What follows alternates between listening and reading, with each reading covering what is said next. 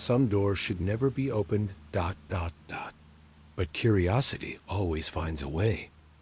In a forgotten village, deep within the forest, an old cabin hides a secret that has claimed countless lives.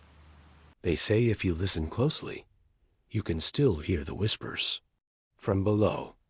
This is the story of Zeynep and the door that should have stayed shut. Turn off the lights. Put on your headphones. Welcome to Don't Open the Door. 3 weeks had passed since Selin's phone was discovered in the ruins. The police searched the woods, the nearby cliffs, even the caves. No trace of her, Sem, or the others was ever found. The case was closed quietly, labeled as accidental disappearance, but the villagers knew better. And so did Selin's older brother, Emir. He came to the village with nothing but a duffel bag and questions. Emir was a journalist, rational, methodical, but beneath his cold logic, something else had begun to grow, an obsession. After watching his sister's final recording over and over again, he became convinced the truth wasn't supernatural. It was something darker, something buried, something that needed to be exposed. His first stop was the cabin, or what was left of it. But this time, even the ruins were gone.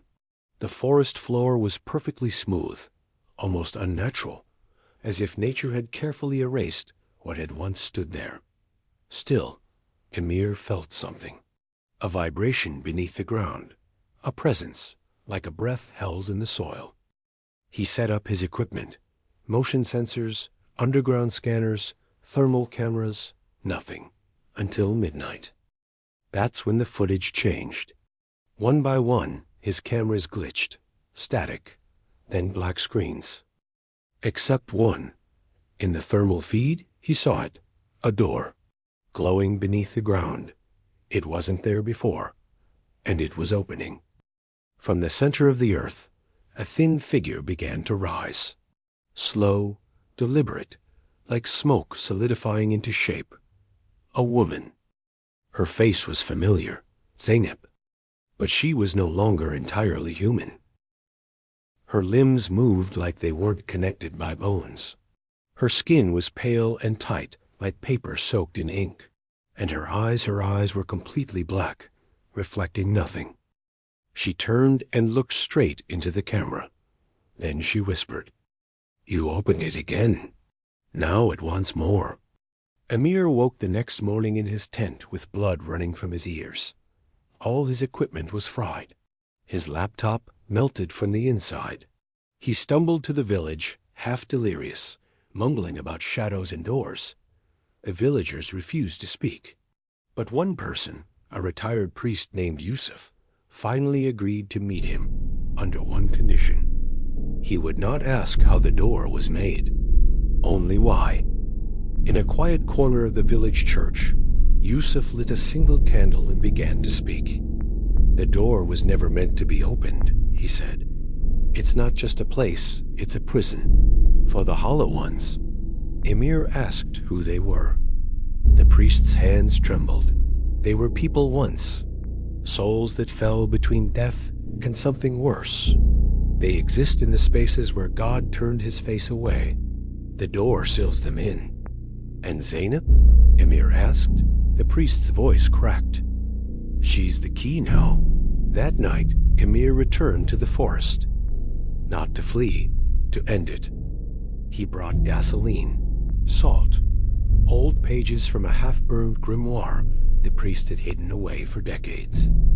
His plan was simple: locate the door, destroy it, and trap whatever was left inside. But as he entered the clearing, the world around him began to shift. Trees bent unnaturally inward. The air thickened. Even the stars disappeared, replaced by a rolling, moving darkness above. The door was open again. And this time, something was waiting. A voice called out one he hadn't heard in years. "Emir?" "It's me, Selin." He turned. His sister stood in the trees, barefoot, smiling. But her smile was wrong. She stepped forward. Her eyes weren't her own.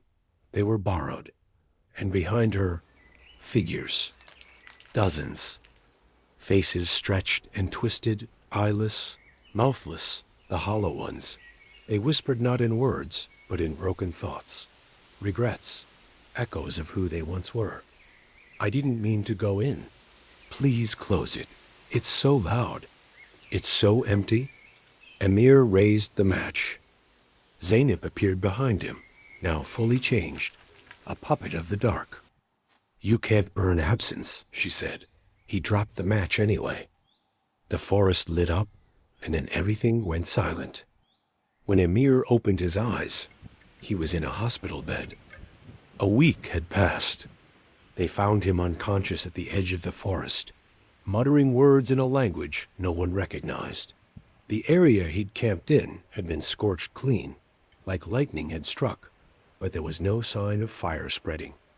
No bodies, no Zeynep. But Emir had seen enough. He never returned to the village. But sometimes, at night, he dreams of the trapdoor. Sometimes it opens again. And sometimes he sees Selen standing just beneath it, whispering, "Don't let it close, or we're all trapped forever."